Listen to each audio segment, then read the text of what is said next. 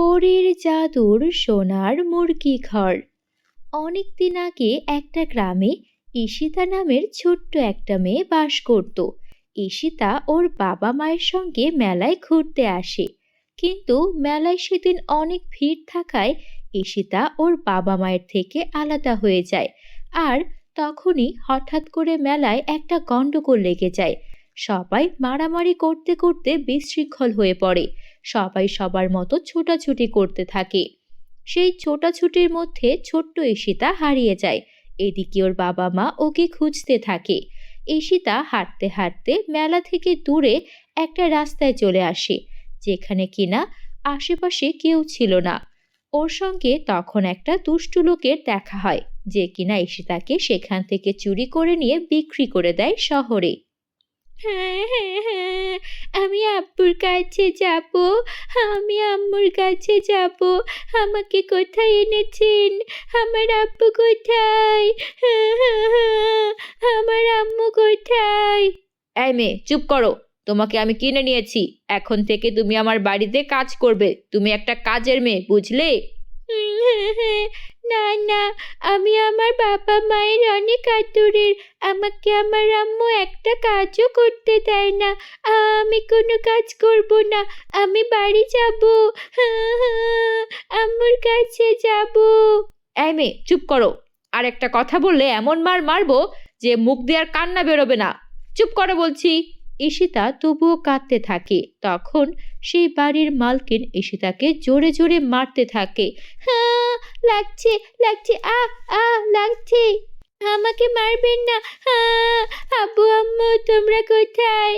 আমাকে যে অনেক মারধর করছে। কোথায় তোমরা, কোথায় তোমরা? আচ্ছা আচ্ছা, আমি কাজ করব। আর মারবেন না, ব্যথা পাচ্ছি। ঠিক আছে, মনে থাকে যেন। যাও, থালা বাসনগুলো ধুয়ে আসো, যত সব। বন্ধুরা, তোমরা যারা যারা গল্পটি দেখছো, তোমাদের নাম কমেন্টে লিখে ফেলো। আমরা নেক্সট গল্প তোমাদের নাম দিয়ে বানাবো। আর হ্যাঁ, এরপর কোন জাদুর গল্পটি দেখতে চাও তা কমেন্টে লিখতে ভুলো না যেন। অবশ্যই আমাদের চ্যানেলটিকে সাবস্ক্রাইব করে রেখো, যেন নেক্সট গল্পটি সবার আগে দেখতে পাও। আব্বু আম্মু, আমাকে তোমরা কেন ছেড়ে দিলে? এখন আমাকে এখানে কাজ করতে হচ্ছে। ঈশিতার সেখানে অনেক খারাপ অবস্থা হয়ে যাচ্ছিল। এদিকে ঈশিতার বাবা মা ঈশিতাকে খুঁজে না পেয়ে থানায় কমপ্লেন করে, সেখানে জিডি করে, কিন্তু কোনো লাভ হয় না। মাসের পর মাস কেটে যায়, ঈশিতার আর দেখা নেই। এদিকে ঈশিতা সারা দিন বাড়ির সব কাজ করতে করতে ক্লান্ত হয়ে পড়ে। ওর শরীর অবশ হয়ে যাওয়ার মতো হয়। এত ছোট বয়সে এত এত ভারী ভারী কাজ করতে হয় ওকে।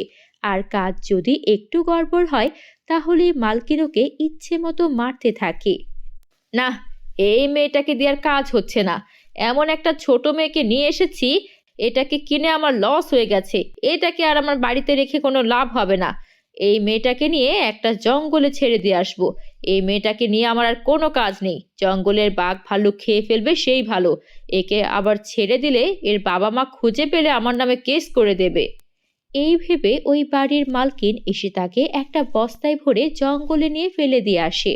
ঈশিতা সেই বস্তার মধ্যে থেকে বাঁচাও বাঁচাও বলে চিৎকার করতে থাকে।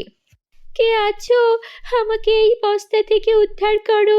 কে আছো? বাঁচাও বাঁচাও। কে আছো? এই যেখানে কোথায় আমি? আমি যে কিছুই দেখতে পাচ্ছি না। এই বস্তার মধ্য থেকে আমাকে কেউ বের করো।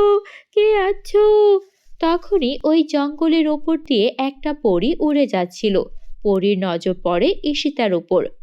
আরে, ওই বস্তাটার মধ্যে মনে হচ্ছে একটা মানুষ রাখা আছে, দেখি তো। পরী এসে বস্তাটা খুলে ঈশিতাকে বের করে। আরে তাই তো, সত্যি সত্যি তো একটা বাচ্চা মেয়েকে বস্তায় ভরে রাখা। এই মেয়ে, তোমার নাম কি? আর তুমি এই বস্তায় কেন? পরী, আপনি আমাকে বাঁচালেন। আপনাকে অনেক অনেক থ্যাংক ইউ। আমার নাম ঈশিতা। আমি আজ থেকে 2 বছর আগে মেলায় হারিয়ে গিয়েছিলাম। তারপর আমাকে একটা দুষ্টু লোক বিক্রি করে দেয় শহরে। সেখানে আমি 2 বছর ধরে কত কাজ করেছি, আমাকে কত মেরেছে। তারপর যখন দেখেছে আমি সব কাজ করে উঠতে পারি না, বারবার হাত পা পুড়িয়ে ফেলি, তখন আমাকে এই জঙ্গলে ফেলে গেছে, যেন আমাকে কোনো হিংস্র জন্তু খেয়ে নেয়। আপনি না এলে আমাকে মরেই যেতে হতো। আমি তো আমার বাবা মাকে হারিয়ে ফেলেছি, এখন আমার প্রাণটাও আমাকে হারাতে হতো। আচ্ছা ঈশিতা, কান্না করো না। বুঝতে পেরেছি তোমার সঙ্গে অনেক অন্যায় হয়েছে। তুমি কোনো চিন্তা করো না। আমি কিছুদিনের মধ্যেই তোমার বাবা মাকে খুঁজে বের করে দেব। ততদিন তুমি থাকার জন্য এখানে আমি তোমাকে একটা সুন্দর বাড়ি বানিয়ে দিচ্ছি। দেখি কি করতে পারি। পরি তখন তার হাতে তালি বাজায়, আর সঙ্গে সঙ্গে সেখানে জঙ্গলে থাকা একটা ছোট্ট মুরগি চলে আসে।